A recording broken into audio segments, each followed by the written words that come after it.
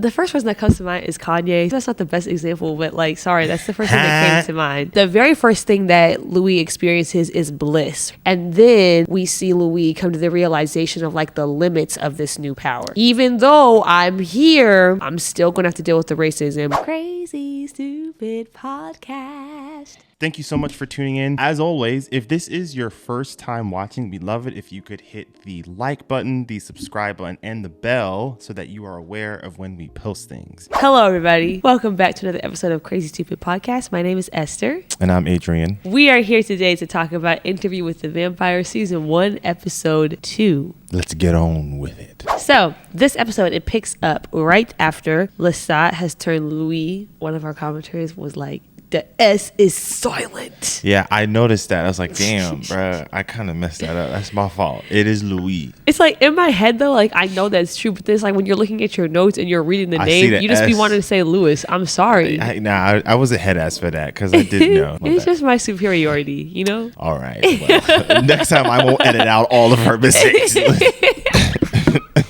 This was a pretty good episode. This was the right way to go in the follow-up after the pilot because it left off such a high. The way that Louis is processing this, we are also processing it also. Like he's learning about the things that his body can and can't do and the things that Lestat can and can't do. And we're also learning the rules of their vampirism in their universe. Because, you know, like there's some things where like the rules can kind of be all over the place depending on whatever show or movie this is. And I kind of appreciated that they slowed that down to watch us process this a little bit better. I also think that this episode did a lot of work for understanding the ways that Louis and Lestat's relationship has kind of been changed as he's figuring out his vampirism, like we are processing it with him. Yes. I feel like as he is learning sort of like the new boundaries of this relationship with Lestat, we are also learning that with him. There's something that I thought of after we were finished recording and I was just sort of thinking about the episode. Lestat talks a lot about the loneliness that he feels, which he sort of takes it upon himself to create someone that can rectify that in Louis. My issue though is Lestat in some ways is giving Louis like a false premise of what power can actually look like for him in comparison to Lestat. Because even though Louis is a vampire now, the rest of the world doesn't know that. It's like an hidden identity that he has. And the outward one, which is his race, is still going to be the most prominent one that's going to be existing. And that is bugging Louis now because he's like, wait, I thought that now that I had been given this power, things would be different. But then when he tries to strike that deal, Louis gets ticked off when he says that like, essentially like you're like one of those good Negroes, right? And then he like kind of like does that thing where kind of like taps him on the back of his neck like a good job boy kind of a thing. Right. And he doesn't really know how to accept that that racial component is going to always be there. He thought it would leave once he gained access to this vampirism power. I found that interesting how like he had to come to grips with that, but it's also like he's trying to explain that to Lestat and it's like Lestat didn't really get it. And he's almost kind of like irritated, like, oh, here we go with Louis bringing up this race thing again. Like he thinks that like this is him playing the race card, but it's actually just his objectively lived experience. And that was kind of frustrating me a little bit because it's like, you just don't get it. There's only so many ways he can try to articulate it to you. And that little, what's he call him, fledgling, that was feeling like a microaggression at certain points. That was starting to piss me off a little bit. I don't think Lestat meant it that way. I don't think he knows, but maybe not. I don't think he's aware enough of racial politics and realities to actually pick up on those types of things. But I agree. Before Louis pointed out, I was like, you better stop calling him that. Like, what is that? It's like what do they call the little Jedis? Padawan. Yeah, I feel like it's like that. I also had similar thoughts about this. The journey that Louis goes on in this episode to get to that realization of like the limits of this power is very similar to the journey that I feel like a lot of, specifically what comes to my mind is black men, but they're probably not the only group of people that goes through this, but like black men who are sort of on this same journey of like trying to gain power through building up their proximity to whiteness.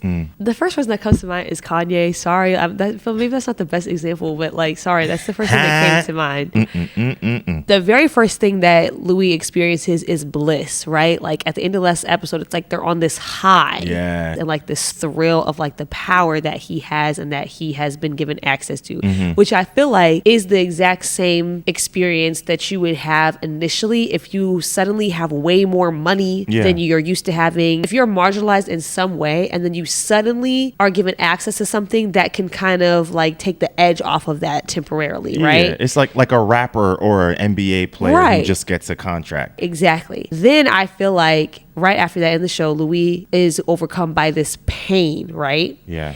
And then that is also accompanied by the realization of like all the things that he has not had access to, right? Like he can see the world in a completely different way.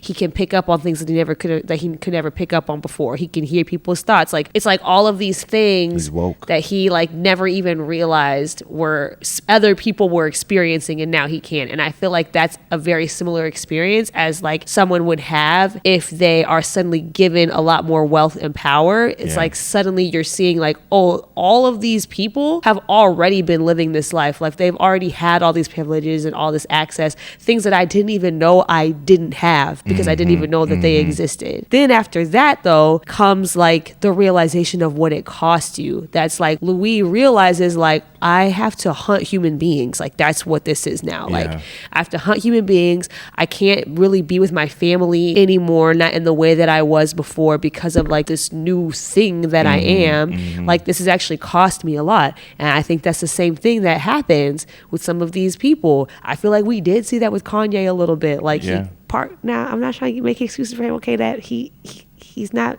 We get anyway. I hear you. I see what you're saying. But like some of the things that I feel like we saw him expressing, I feel like were those kinds of frustrations. And then we see Louis come to the realization of like the limits of this new power. Yes. Right? Like even though I'm here, I, like you were pointing out, I'm still going to have to deal with the racism. We go to the opera, I still have to pretend like I'm his, like, you're right, servant, whatever. Like, I'm still bound by the same problems, just in a different way. And in a way, it feels worse because I know that I have all of this. I have all of this power and I should be able to do something with it, but I can't. Yeah. And I feel like, similarly, like we have seen that again. Sorry to go back to Kanye. There's probably other examples, but like I just didn't think about it. But you know, remember when he went on Ellen and there was that spiel about the clothing line that he was trying to make, and like people kind of laugh. But when like, he was on the Sway radio interview, yes, yeah, like people kind of laugh because you know he says stuff in his Kanye way and he sounded kind of silly. But when you really listen to it,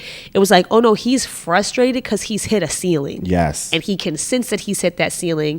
And he knows, like, with everything that I have right now, there is no valid reason for me to have hit this ceiling other than just the fact that I'm black. Exactly. That's the exact experience that we saw Louis go through in this episode. And then I think even on top of that, he realizes, like, thought that this was going to free him from having to hide parts of himself, from having to pretend to be somebody that he isn't. But in fact, it just added another layer of what he has to conceal, because not only is he having to go out into all these spaces and pretend to be, you know, Lestat's servant and all that kind of stuff, but even with Lestat, he has to pretend to be like a good vampire, a natural vampire, that someone that this comes natural to. Yeah, it didn't free him really from any of that stuff. It just gave him the facade of it, like enough that maybe sometimes he can ignore it, but he had to give up so much to get there. Like when he said, I was never going to savor the aftertaste. Lestat was like, oh, after a while you'll get used to it, but then we get the flash forward and he's like, I never did, which is a tell that like this was something that he had been struggling with up until 2000, which was the last time he had a victim. Yeah. You talked about the ceiling that Louis is sort of experiencing. The fact that Louis still has a ceiling, despite the fact that he is a vampire, I think his racial identity is the biggest component, but some of that is also on Lestat as well. Primarily because you changed Louis to a vampire, but you didn't give him, quote unquote, access to all of the powers that vampirism grants grants him to. Last week when he was like, Lestat never told him how to do that particular mind trick thing. And he said every time he changed his mind, or he said, we'll do it next week, or we'll do it tomorrow. And to me, it was just kind of like, you wanted a vampire by your side, but you didn't have any intention, at least initially. I don't know where the story goes, but at this point, you didn't want him to be your equal. And I am wondering if at some point more resentment from Louis will start to grow, because when he first asked him, like, so you're really not going to tell me how you do the mind trick thing, he kind of laughs it off. But in the flash forward, when he talks about it, that seemed like a pain point. Like, he was frustrated that you turned me into this thing, but you never gave me the glimpse of the full experience, the full power, the full access that this gives me to, which to me feeds into the sort of predatory nature that Lestat has. I think at some level, he still wants to be able to control who Louis is. And I think some of that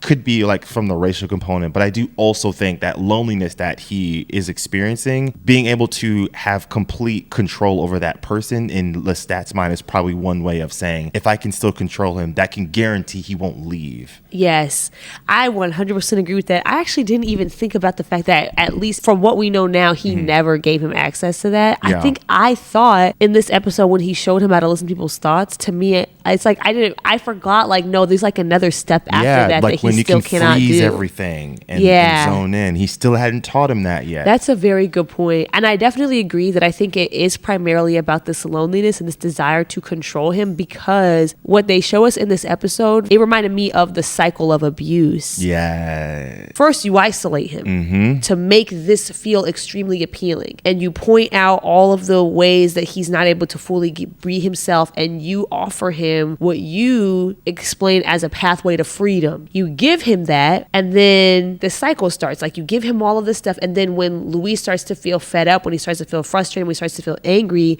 about what he had to give up, then you're like, okay. So you like do these grand gestures, or you say these extremely sweet, loving things to him to sort of build him up and to reel him back in so that he won't go. Yeah. But then once again, you're not being completely forthcoming with information. I even thought, like, when he let him go out into the sun, sort of like teaching a lesson, like a right. Gritty, it was like you actually could have told him. Right. Like you didn't have to let him run out there without that knowledge. So to me, that's what it reminded me of a lot. That is part of abusive relationships. Part of that dynamic is the person, the abusive partner, wanting control so that you won't leave. It sort of ties into the other main point that I wanted to touch on. One of the fascinating things about the vampirism and the vampire story is the journey of the individual coming into their sense of self. And the way that they show the differences between Lestat and Louis, I think is tied to the idea of family. In the first episode, Louis was very grounded because he still had a family around. He had his brother, he had his sister, he had his mom, he had his ministers, he had some close confidants and friends that in the business world that he was sort of working with. And then he still had the memory of his father, the legacy of his father that still he sort of carried. Lestat doesn't have any of that. Yeah. And to an extent, Louis still had his faith. Yeah. Right? That spiritualism still keeps him grounded, like it does for many people, like ourselves as well. Lestat doesn't have any of that. There is nothing keeping him grounded, and his experience, both of those things, both his family and his faith, were taken away at the same time, really, because his father and brother sort of abused him emotionally and maybe even physically while tainting his idea of his theology. And now both of those things are removed, and that sort of violent nature to sort of hover over an individual, like what we see Lestat doing with Louis, is like his version of like becoming his own god in his life. Nothing below or above him can control him anymore. And I think that is tied to the fact that like there's nothing there to keep him grounded. And I think he knows that, which is why he keeps telling Louis, like, you're my family now. I think he could see at that dinner table when he had dinner with Louis' family, like, I'm lacking this. I need this. I just think he has been tormented for so many decades. He's maybe like too far gone to seek that out in a healthy way. I think Louis is also coming to the realization that because of the fact that he is now a vampire, and because that has required him to basically distance himself from his community and from the people who do truly understand him and his experiences, the only person that he has now is somebody who fundamentally cannot get it. it. Yes. Like, cannot get what he's gone through in terms of his racial experience. And also, I think even to an extent, cannot truly really even understand what he's gone through with his queerness and like how he's struggled with hiding that and accepting it and the shame of it. I feel like it just makes it all the more lonely. Yeah, because he names all of that. When they have that argument when they're throwing the body in the fire, like he's like, well, what are you? Like, in Louis' perspective, like it is important for him to be able to have a label that he can place, because that makes it easier for him to process, maybe even like compartmentalize and to think through like how to navigate through it. Versus like Lestat, he's like, it's like he didn't care about the labels because like he didn't need it. Yeah, it didn't matter to him. He could just kind of do whatever he wanted. Like I don't. It's like he didn't recognize the insurmountable level of privilege in being able to not care about the identity that you're holding because it won't impact you in any particular way. Like Louis does not have that luxury. It's like he couldn't get it. He couldn't get it. He can't get it. And he really wants Louis to come to a place where, like, in the same way that Lestat is like, you are enough for me, he really wants Louis to be in a place where he is enough for him as well. And that's definitely going to be a problem because I don't think that they're ever going, I mean, well, we know that they're not going to get there because Claudia is going to enter the picture. He really wants Louis to come to a place where like Lestat is enough for him, and they're not going to get there. Like, that's not possible.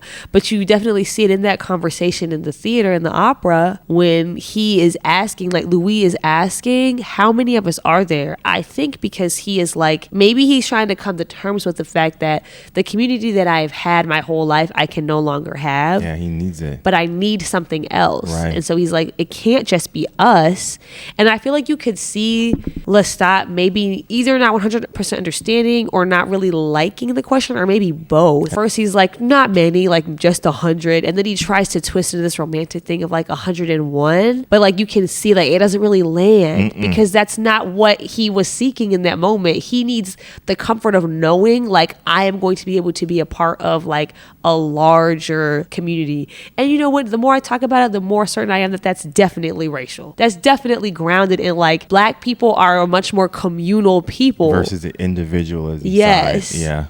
I'm realizing after what he says to the journalist, this entire thing is a cautionary tale, really. Oh, yeah, because what they talking about? The vampires, the opening, the conversion? He was like, I put that down. Louis tells the journalist, this is what he said. He said, this is not a love story. He said, this is a warning. I think the journalist had a misconception that Louis was still being a version of a vampire that he had in his head. And Louis like, nah, bro, I'm letting you know, like, I done been through some stuff that I wish I didn't have to go through, and so I'm putting this down so that you can put it out to the world and let them know this is not something that you should want. The fact that he keeps making this like a racialized thing, or I guess I should say like the story presents it as like a racialized thing. I like the Kanye point that you brought up, because it is a warning. We are seeing the person go through this in real time, and we get a flash forward to let you know it does not work out.